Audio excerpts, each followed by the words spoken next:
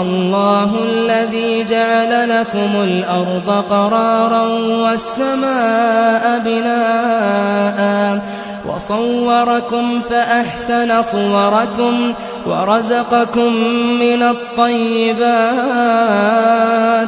ذلكم الله ربكم فتبارك الله رب العالمين هو الحي لا إله إلا هو فادعوه مخلصين له الدين الحمد لله رب العالمين قل إني نهيت أن أعبد الذين تدعون من دون الله لما جاءني البينات من ربي وأمرت أن أسلم لرب العالمين هو الذي خلقكم من تراب ثم من نطفة ثم من علقة ثم يخرجكم طفلا ثم لتبلغوا أشدكم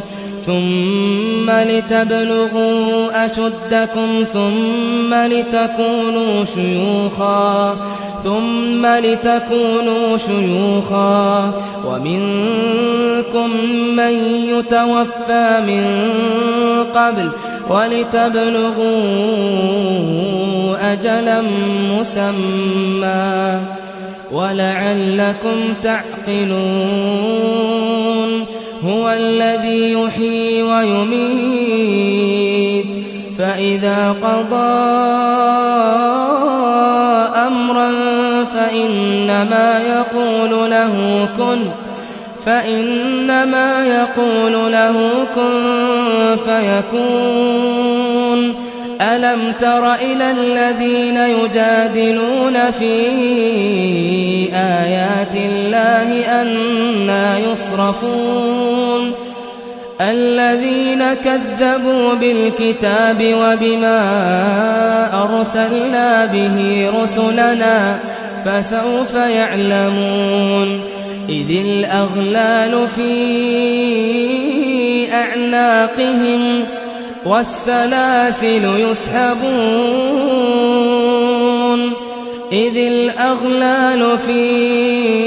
أعناقهم والسلاسل يسحبون في الحميم ثم في النار يسجرون ثم قيل لهم أين ما كنتم تشركون من دون الله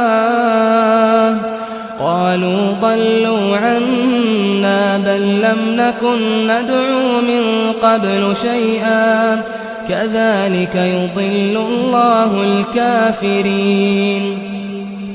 ذلكم بما كنتم تفرحون في الأرض بغير الحق وبما كنتم تمرحون ادخلوا أبواب جهنم خالدين فيها فبئس مثوى المتكبرين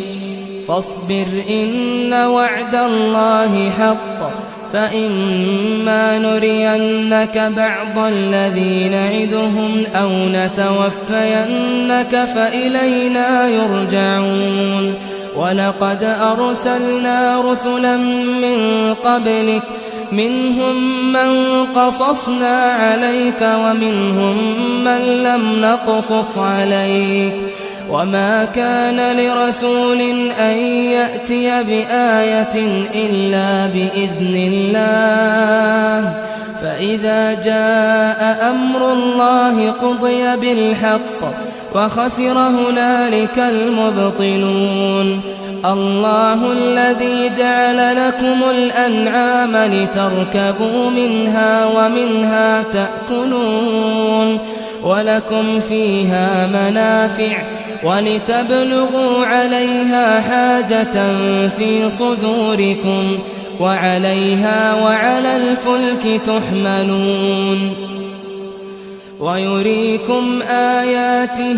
فأي آيات الله تنكرون أفلم يسيروا في الأرض فينظروا كيف كان عاقبة الذين من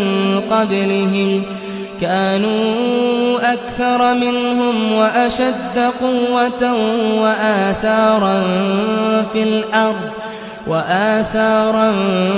في الأرض فما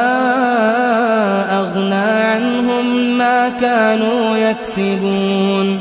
فلما جاءتهم رسلهم بالبينات فرحوا بما عندهم من العلم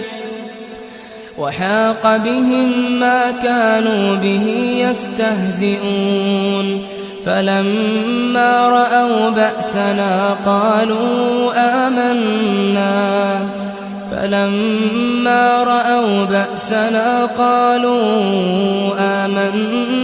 بالله وحده